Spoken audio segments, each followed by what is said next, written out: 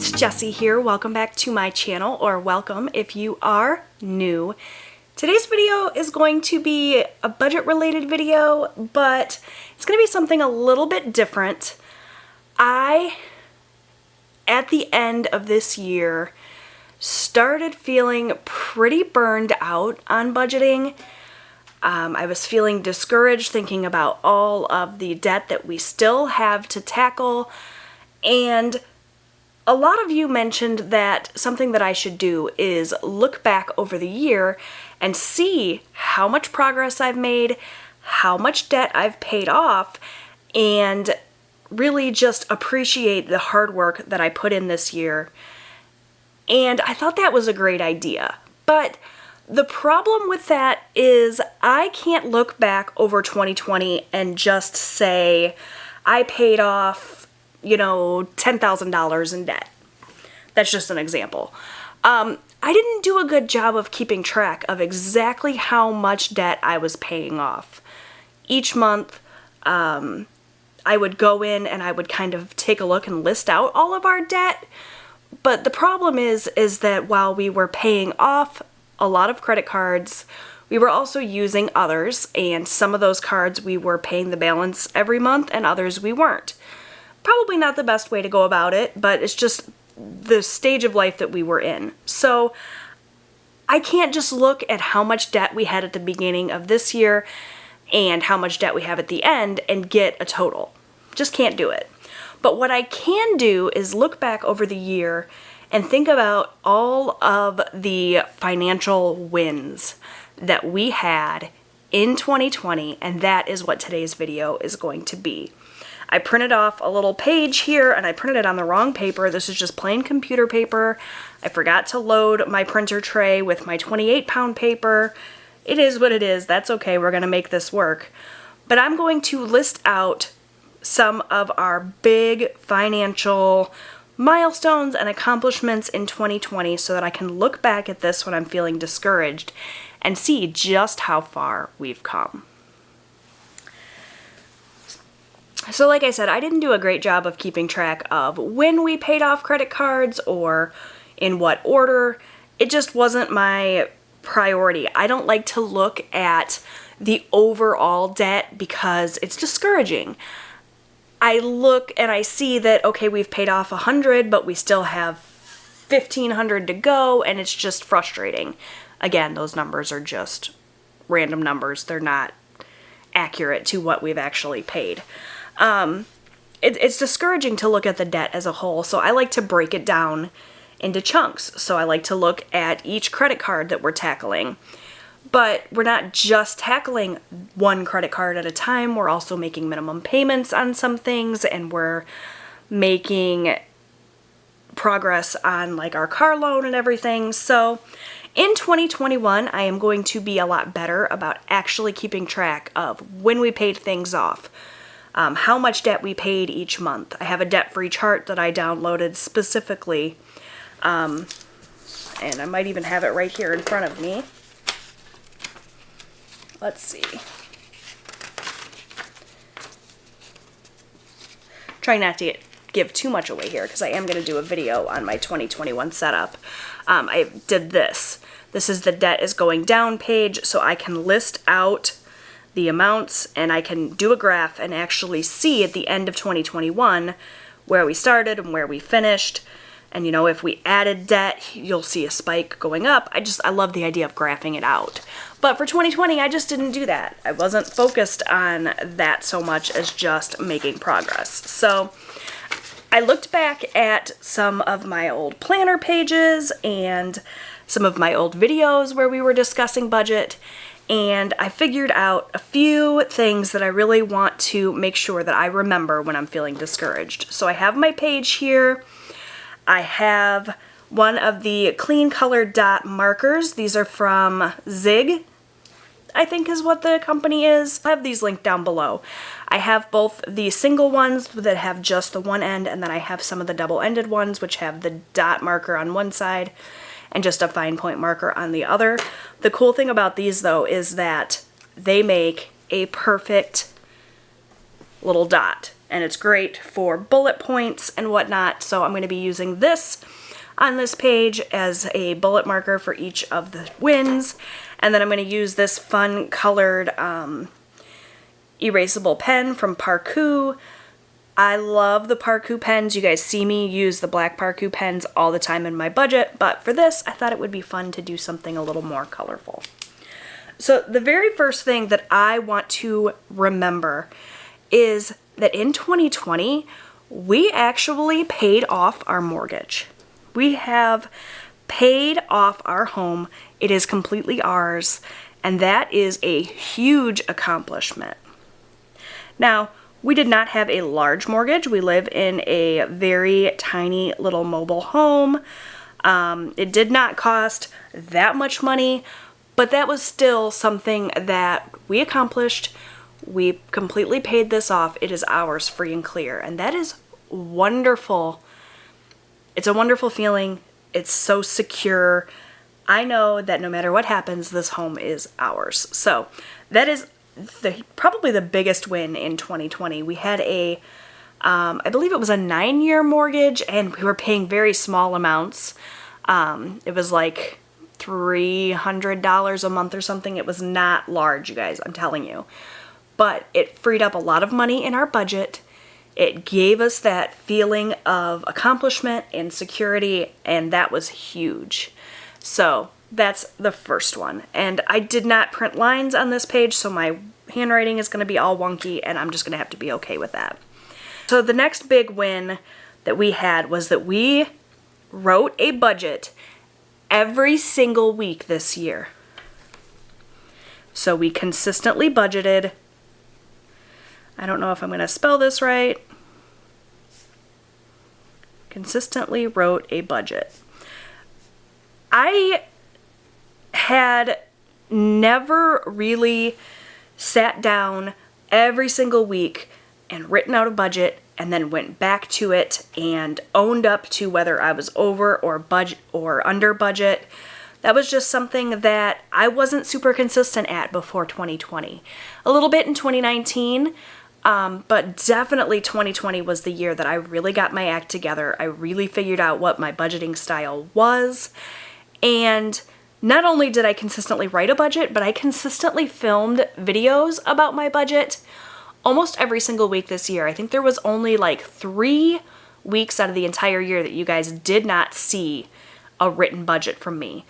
And even when I didn't film a written budget, I still wrote a written budget, and that is amazing. Another one of my big 2020 wins is that we had a debt-free Christmas, which is so awesome. I set up a sinking fund at the end of last year, consistently added money to it throughout the year, and was able to get all of our Christmas gifts and decorations and everything without going into debt. Now, we did go a teeny tiny bit over our Christmas budget, but we were able to use our checking account cushion to cover that. Nothing went on a credit card, and that is incredible. We did not add any debt this Christmas, and I am so, so proud of that. Now I want to kind of take you back through here and look at some of my previous budgets so that we can kind of figure out how much, or how many rather, credit cards that I paid off. So let's just go back to April, for example. You guys saw this budgeting spread back in April when I did it. I had tried out a new thing where I was printing out a calendar and trying to keep all of my transactions written down using this style. This style is something that I still do, though I don't use highlighters anymore. I now use a sticker color coding system, and I don't do it in this planner, but still, it's a system that I have really tweaked and made work for me, and I'm so excited about that. So I just want to take a look at some of the things that we were paying back in April that we no longer have. So we had a truck payment. We no longer have that truck, so that's something that is new in 2020. We purchased a new vehicle not brand new, but new to us. We did not do that with cash. That is an added debt. And that's kind of what I mean about not really knowing exactly how much debt I paid off, because we paid off a truck, but then we got rid of the truck and, used it towards our car. So it's kind of hard. But we no longer have that truck. So that's an expense we no longer have. We kind of just traded it in for a payment on a car. So that's not really a budgeting win, but it's not a fail either. So that's something for me to keep in mind. Our debt snowball back in April was $112 a week. We have now brought that up to $173 every week, which is incredible. We had a State Farm credit card back in April that we have paid off. We no longer have that card. Capital One is another one that we were making payments to in April that we no longer have. Let's see what else. Is that it? Oh, there's a Lowe's card here.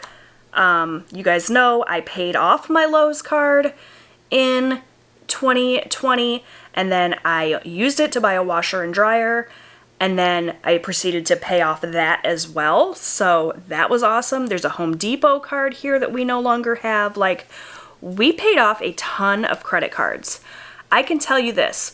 We started out 2020 with 13 credit cards that carried balances. 13, you guys. That is a lot. Now, not all of those credit cards had large balances. There were a couple that had just a couple $100s on them.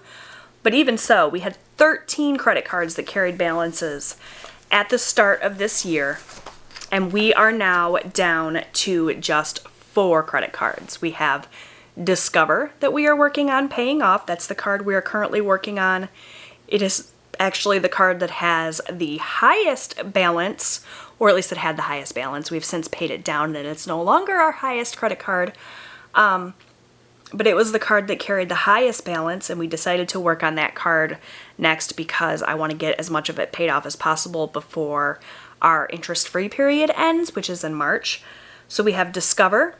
We have a Lowe's card that is my husband's Lowe's card. I have an Amazon card that I don't even want to talk about. It's got such a high balance, and I cannot wait till we get to tackle that card. And I have a Walmart credit card that also has a pretty high balance. We paid off all of our lower balance credit cards throughout 2020, and now we are tackling the big ones. But we went from 13 credit cards with balances down to 4. So that's something that I think is a win. And there's no really eloquent way to put this. Like I said, I could just say that we paid off 9 credit cards, but not only did I pay off those 9 cards, but then I put more money on those cards and then paid them off again. So really I paid off more than 9 balances. But for the sake of this, I'm just going to say that we went from 13 credit cards down to 4.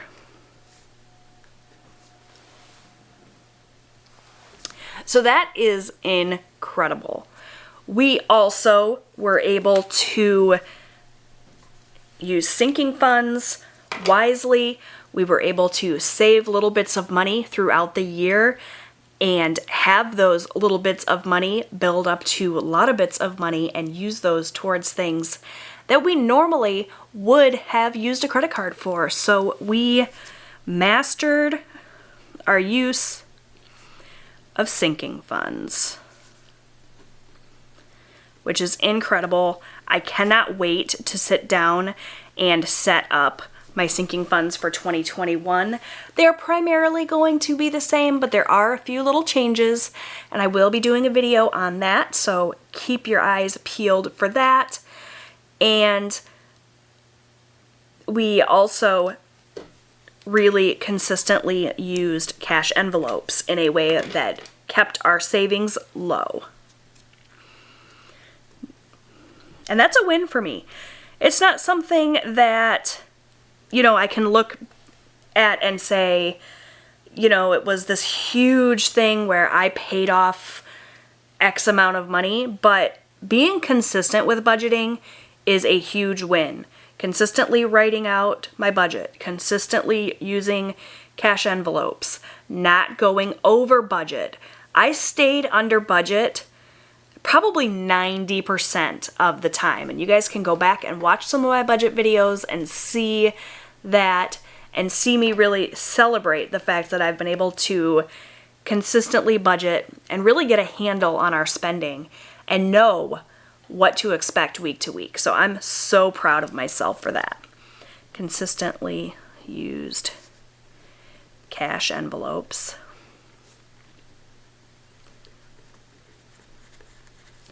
And the very last thing that I want to write down, and there are so many more budgeting wins that I could list here. I could probably fill this whole page, but this video is already getting long. That we survived 2020 through a pandemic and uncertainty and all of the craziness that 2020 brought, and we did not give up. We did not falter. We survived. We survived 2020 financially, and that is a huge win. If you made it to the end of the year and your finances are still in good shape, that is incredible, because there were so many things that we were up against in 2020. So that's something that I want to list here, just that we financially survived 2020.